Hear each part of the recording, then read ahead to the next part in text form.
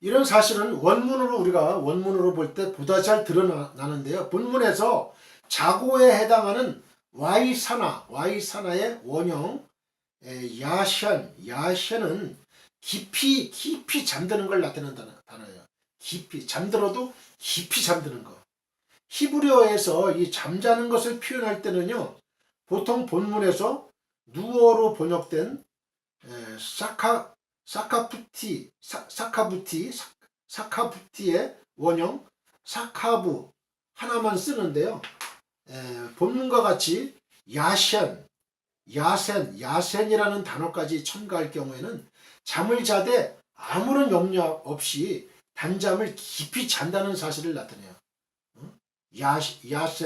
야센이라는 단어가 첨가될 경우에는 아주 잠을 자되 아무런 염려 없이 아주 단잠을 깊이 잔다는 사실을 나타내는 거예요. 자칫 경계를 늦추면 언제 어디서 추격자의 칼이 날아올지 모를 위기 상황 가운데 단잠을 잔다는 거, 이건 상식적으로 납득이 되지 않는 행동이라고 하겠어요. 그럼에도 다윗이 이럴 수 있었던 것은 절대자이신 하나님께서 다윗 자신을 보호하실 것이란 확신이 있었기 때문이에요. 확신이. 이거는 앞선 3절, 4절의 내용과도 이제 긴밀한 연관을 지니는데요. 즉, 다윗은 여호와께서 자신을 보호하시는 방패시며 또 장차 자신을 구원하사 자신의 머리를 드시는 분이심을 확신했고, 지금 자신의 목소리를 들으사 응답하실 분임을 확신했어요. 다윗은. 그래서 다윗은요, 자신이 잠든 사이에 대적이 찾아와서 자신에게 위해를 가할 것인지에 대해서 불안해하며 선잠을 잘 필요가 없었던 거예요. 너무 하나님에 대한 이 확신이, 보호하심에 대한 확신이 너무 투철한 거예요. 너무 투철해요. 도리어 다윗은요, 자신의 원수가 깊이 잠든 사이에, 자신의 원수가 누구예요? 사울왕이었죠. 사울왕이 다윗을 죽이려고 했잖아요. 자신의 원수가 깊이 잠든 사이에 원수의 장막에 들어가 가지고 이 사울왕을 해할 수 있는 기회를 가지기도 했어요. 사무엘상 26장 7절로 9절 한번 볼까요?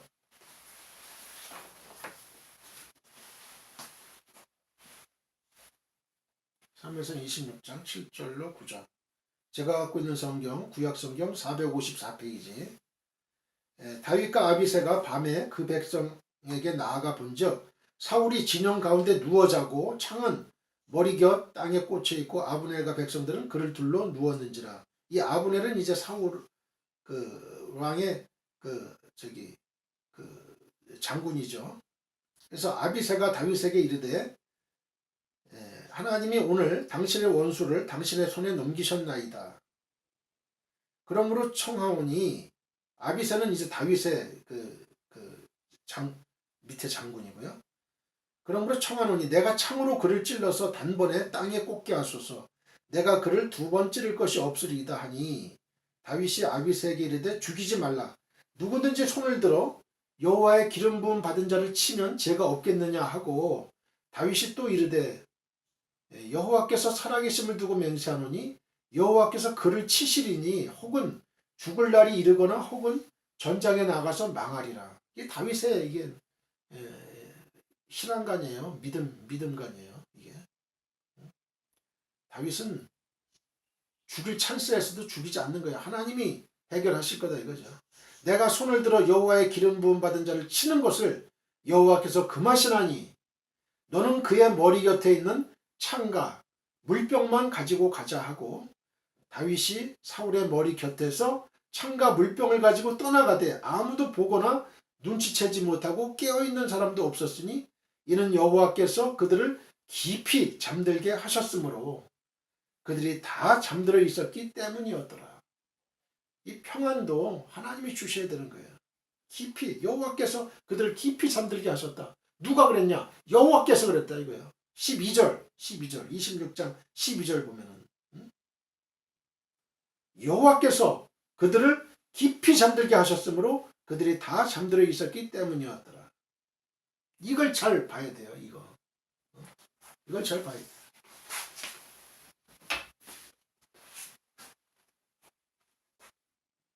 이러한 생생한 경험을 가지고 있던 그였기에 우리 믿음은요, 이 관념적인 신앙이 돼서는 안 돼요. 책을 통해서만 얻은 신앙이 돼서는 안 돼요. 성경 공부해가지고 얻은 지식만 가지고 이게 신앙이 있다? 이거 아닙니다.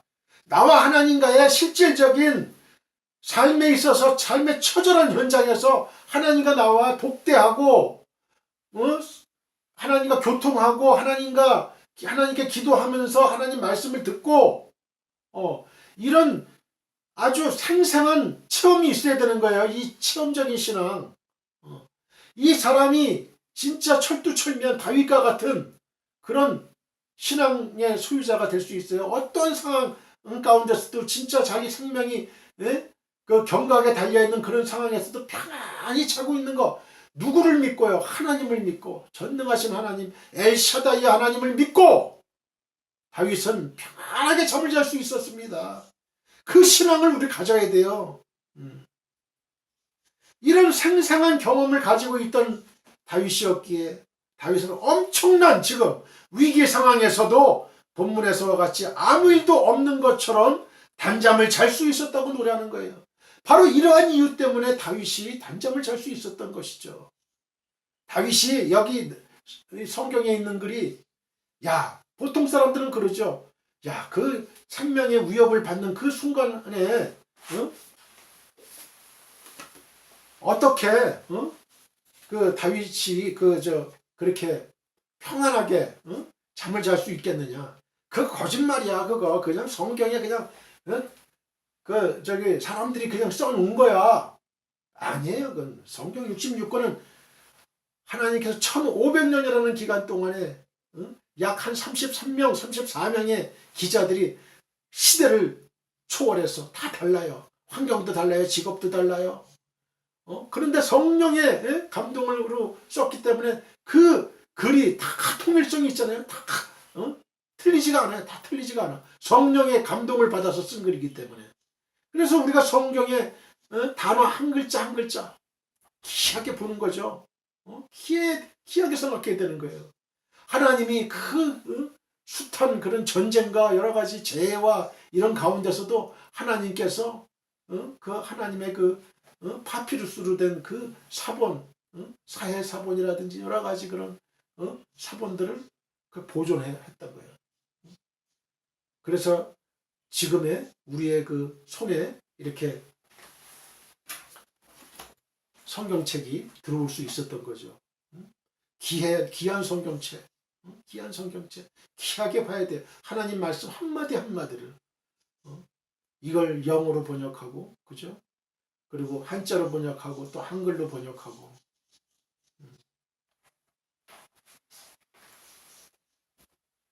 자, 오늘은 고난의 아침에 드리는 비탄의 기도 5입니다. 본문은 시편 3편 4절로 5절입니다. 하나님은 성도의 기도에 책임감을 가지고 응답하시는 분입니다. 책임감. 참 이 말 잘 우리가 새겨들어야 돼요. 하나님은 성도의 기도에 책임감을 갖고 있다. 책임감. 책임감을 갖고 있기 때문에 응답하시지 않으면 안 될 그런 분이에요. 하나님은. 우리에 대한 우리 기도에 책임감을 갖고. 왜 그럴까요? 하나님 약속을 했거든요. 우리한테. 이제 쭉 볼까요? 한번. 왜 하나님이 우리의 기도에 책임감을 가지고 응답하시지 않으면 안 될 분인가 하는 게 다 나와요. 하나님이 약속하셨거든요. 하나님 입으로 말씀하셨어요. 약속하셨어요. 하나님 한번 약속하신 거는 변개가 없어요. 변함이 없어요. 하나님은 변함이 없으신 분이에요. 신실하신 분. 하나님은 자비하시고 사랑이 많으시고 전능하시고 전지하시고 이런 하나님의 속성. 하나님의 속성.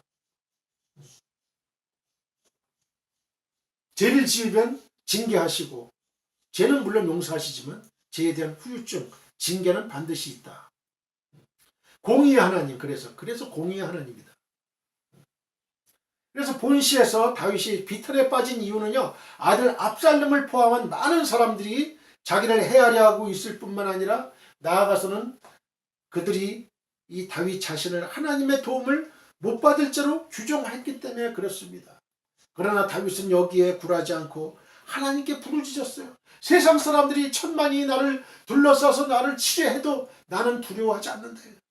다윗은 굴하지 않는 거예요. 너희가 아무리 내 대적이 너희가 아무리 떠들어대도 나는 내 길을 간다 이거예요. 나는 하나님을 향해서 나는 내 길을 간다는 거예요. 우린 이런 믿음의 소유자가 돼야 돼요. 누가 뭐라고 우리가 하나님 일을 하는데 누가 뭐라고 자꾸 비난하고 비평한다고 거기에 현혹돼 가지고 낙심하고 낭망하고 앞으로 과감하게 나아가야 될 때 멈칫하고 뒤로 후퇴하고 이러면 안 된다는 거예요.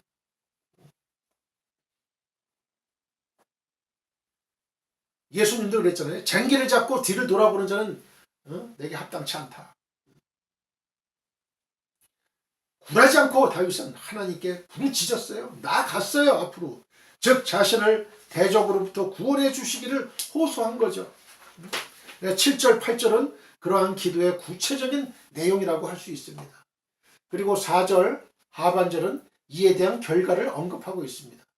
곧 그 성산에서 성스러운 산에서 응답하신다는 거예요. Holy Mountain, Holy Mountain. 성스러운 산에서 응답하신다.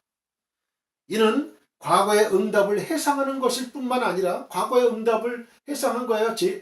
다윗이 과거에 양치기 할 때 그 응답하신 걸 해상하는 것일 뿐만 아니라 현재와 미래의 응답을 확신하는 거예요. 현재와 미래의 응답도 확신하는 거예요. 그런 하나님이 현재도 해결해 주실 거고 미래도 문제 해결해 주실 거다.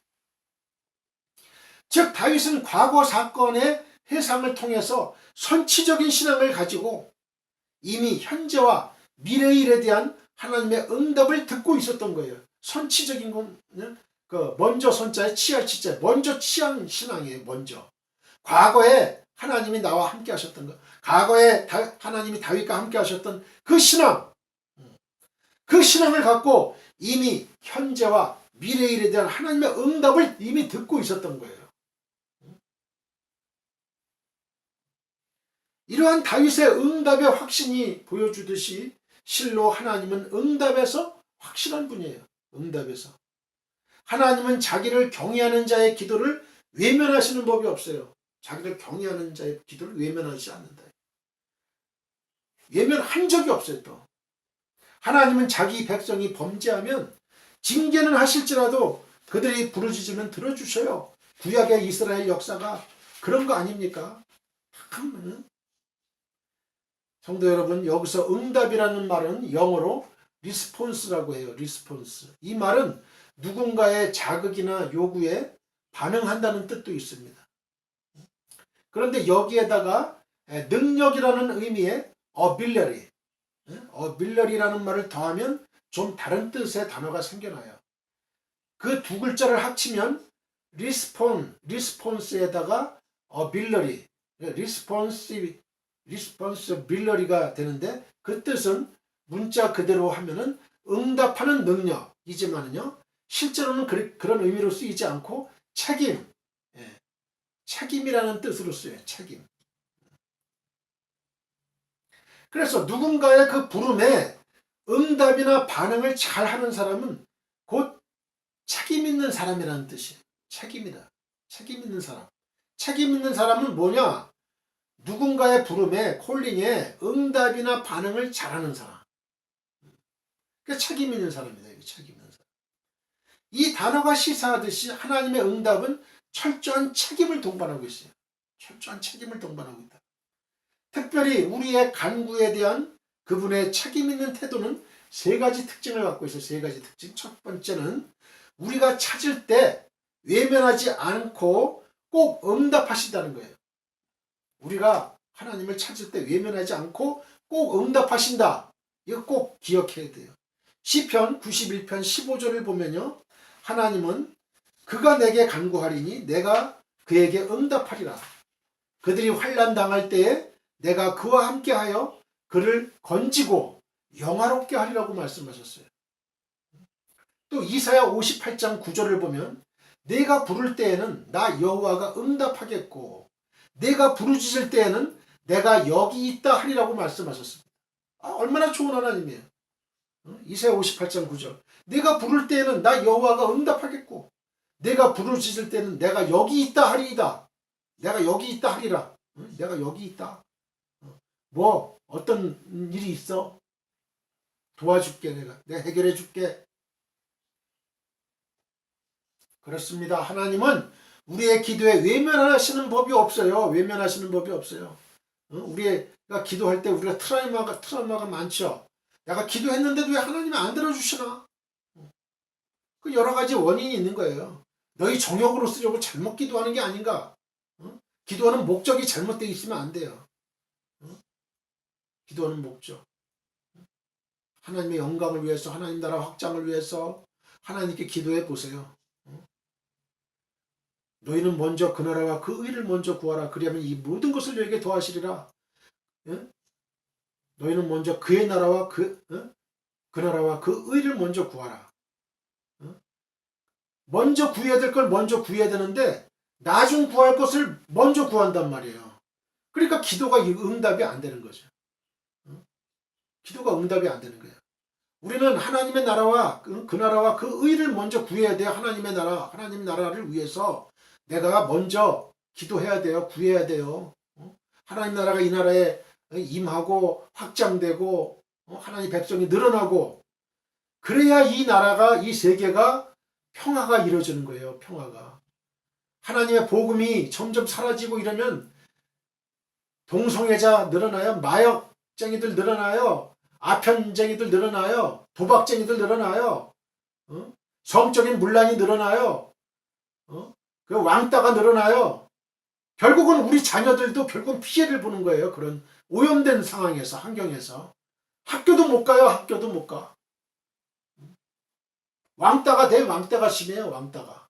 왜? 수적으로 그 안 믿는 자들의 자녀가 많으니까. 학교마다 지금 그 붐이 일어나야 돼요. 기도회 붐이 일어나야 돼요. 학교마다. 우리 여기 교사 선생님들 또 교수님들 많죠. 그러면 그들이 자기 몫을 해야 돼. 거기서 기도회를 만들고 학생들을 모으고 그런 학교들이 점점 늘어나고 있어요. 그렇죠. 학교들이. 직장에서도 신우회를 만들고 신우회가 없으면 왜 자꾸 이 믿음의 사람들이 점점 늘어나야 되죠. 그래야 이 땅에 평화가 오는 거예요. 평화가 오는 거예요. 내 자식만 뭐 좋은 환경에서 자라면 된다. 뭐 돈 많이 들이는 사립 유치원부터 지금 뭐 난리인데 벌써 차별화가 시작되는 거죠. 그죠? 미국도 마찬가지, 한국도 마찬가지고. 자본주의 사회는 그래요. 돈으로 계급을 형성한단 말이에요. 계급을. 유치원부터 초등학교부터 사립 보내려고 그러고. 그죠?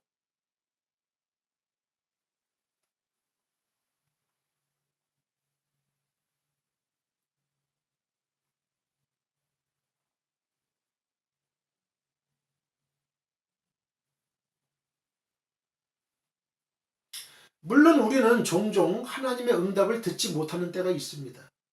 그러나 이는 하나님이 응답하지 않으시기 때문이 아니라 우리의 조급함이나 욕심 등으로 인해서 하나님의 응답을 깨닫지 못하기 때문에 그래요.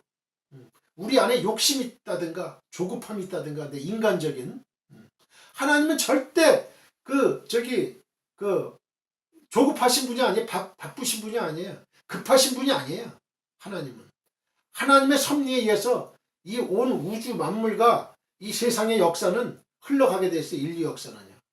도도히 흐르는 강물처럼 흘러가고 있는 거예요.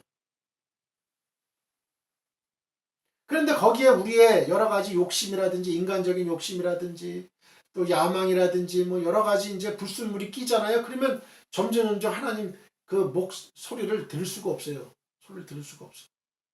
영이 맑아지면 나무하고도 식물하고도 대화가 되고요.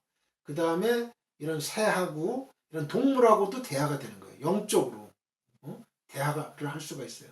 딱 보면은 알아요. 투시의 은사가 있거든요. 투시의 은사. 맑은 영혼. 예? 딱 사람 봐도 이 사람은 지금 어떤 상황이 있다. 낙심 중에 있다. 생각도 할 수가 있고요. 그러니까 하나님 말씀으로 깨끗해져야 돼. 깨끗해져야 돼. 영적으로 오는 거예요. 그게 영적으로. 우리가 똑똑해서가 아니고 하나님이 주시는 거예요. 너희를 신이라 부르기라 했잖아요. 하나님의 신, 성령, 성신이 온 거예요. 성령이. 둘째는 하나님은 우리가 간구하기만을 기다리신다는 게 간구하기만을 기다리신다. 답답한 거 우리가 간구를 안 하면 하나님 답답한 거예요. 왜 나한테 간구를 안 할까? 이사야 65장 24절을 보면 하나님은 그들이 부르기 전에 내가 응답하겠고 그들이 부르기 전에 내가 응답한다는 거예요. 하나님 말씀 약속이에요. 그들이 부르기 전에 내가 응답하겠고 그들이 말을 마치기 전에 내가 들을 것이며 라고 말씀하셨어요. 이게 얼마나 큰 축복이에요. 그죠? 얼마나 큰 축복이에요. 내가 막 기도를 하는데 말을 마치기 전에 내가 들을 것이다. 하나님 들었어요. 다니엘이 그랬잖아요. 다니엘이 기도하는 그 순간 벌써 하나님은 벌써 응답이 떨어진 거예요. 미가엘 천사를 보내잖아요. 미가엘 천사를 보내죠. 그들이 부르기 전에 내가 응답한다 이거예요. 그들이 말을 마치기 전에 내가 들을 것이다. 이게 무슨 말씀이죠 이게? 그만큼 하나님의 응답은 분명하고 신속하다는 거예요. 분명하고 신속하다. 하나님의 응답은. 셋째는 하나님은 말로만 응답하시는 것이 아니라 행동으로 응답하신다는 거예요. 행동으로. 말로만 떠드는 게 아니에요. 말로만 응답하시는 게 아니에요. 행동으로 응답하신다. 시편 60편 5절을 보면요. 주께서 사랑하시는 자를 건지시기 위하여 주의 오른손으로 구원하시고 응답하소서라고 했습니다. 이 간구가 암시하듯이요. 하나님은 행동으로 응답하시는 분이야. 행동으로. 응답을 해도 소리로만 응답하면은 생색내는 것밖에 안 돼요. 그죠? 생색내기용. 그죠? 생색내기용. 우리 인간들은 많이 그런 게 많죠. 생색내기용. 그죠? 진짜 도움은 안 주고 생색만 내는 거예요. 그냥. 자기 체면 때문에 생색만 내는 거예요. 그러나 하나님은 우리가 부르짖을 때 직접 손을 내밀어서 우리를 구원하시고 우리의 소원을 들어주십니다. 할렐루야. 할렐루야. 하나님은 우리가 부르짖을 때 직접 손을 내밀어 우리를 구원하시고 우리의 소원을 들어주십니다. 할렐루야. 어떻습니까? 여러분, 하나님의 응답은 참으로 책임감 있는 응답이 아닌가요? 지금 실로 하나님은 우리 기도에 응답하시는 것을 하나님 당신의 의무처럼 여기셔요. 응답하시는 걸 하나님 당신의 의무처럼 생각해요. 이 세상 어느 누가요? 여러분이 부탁을 할 때 그걸 의무처럼 여기고 들어주는 사람이 누가 있어요? 대개 부탁을 하는 사람은 비굴해지기가 쉽죠. 그죠? 근데 부탁을 듣는 사람은 담당해지기가 쉬워요. 그죠? 일수죠. 뭐 대부분이죠. 내가 네 부탁을 들어주는 입장이야? 나 갑이야? 너 을이야? 이러잖아요. 그죠? 부탁을 들어주는 사람이 그것을 의무로 생각하는 경우는 이 세상 거의 없어요. 거의 없어. 부탁을 들어주는 것은 큰 은혜를 베푸는 거예요. 그런데 하나님은요, 그러한 은혜를 베푸시면서도 그것을 마치 의무와 같이 자기가 꼭 해줘야 되는 의무와 같이 여기고 책임감 있게 들어주신다는 거예요. 그렇습니다. 여러분, 우리의 간구는 하나님께 의무를 지어드리는 것과 같아요. 하나님께 의무를 지어드리는 거예요. 짐 보따리를 넘기는 거예요. 하나님께. 기도에 대한 응답을 약속하셨기 때문에 하나님은 우리의 간구를 들어주시지 않을 수 없어요. 하나님은 우리의 기도를 들어주지 않을 수가 없다 이거예요. 약속했기 때문에 기도에 대한 응답을 약속했다 이거예요. 하나님은. 하나님의 신실하심은 변하지 않으심은 반드시 우리의 기도에 응답하시게 합니다. 하나님은 신실하셔요. 변함이 없으세요. 일정하세요. 그러니 우리가 가진 기도가 얼마나 큰 특권이며 능력입니까? 우리 기도라는 큰 무기를 갖고 있어요. 근데 이 기도라는 큰 무기를 사용을 안 해. 그러니까 마귀 사탄이 무서워하지 않아. 기도하지 않는 사람이에요. 근데 기도하는 사람은 마귀 사탄이 무서워해요. 그런즉 우리 성도 여러분들 기도하시기 바랍니다. 특권을 사장시키지 말고 10분 사용하시기 바랍니다. 이사야 58장 9절 내가 부를 때에는 나 여호와가 응답하겠고 그죠? 내가 부르짖을 때에는 내가 여기 있다 하리라. 만일 내가 너희 중에서 멍에와 손가락질과 허망한 말을 제하여 버리고 또 누가복음 11장 9절이요. 내가 또 너희에게 이르노니 구하라 그러면 너희에게 주실 것이요. 찾으라 그러면 찾아낼 것이요. 문을 두드리라 그러면 너희에게 열릴 것이니 하나님 약속하셨습니다. 하나님 약속하셨어요. 기도하라 이거예요. 기도하라. 찾아라. 찾아낼 것이요. 문을 두드려라. 기도에 문을 두드려라. 그러면 너에게 열릴 것이고 구하라. 기도하라. 기도로 구하라. 그러면 너에게 주실 것이다. 약속하셨어요. 두 번째 이제 하나님을 신뢰하는 사람은 삶의 태풍이 몰아쳐도 평안함을 누립니다.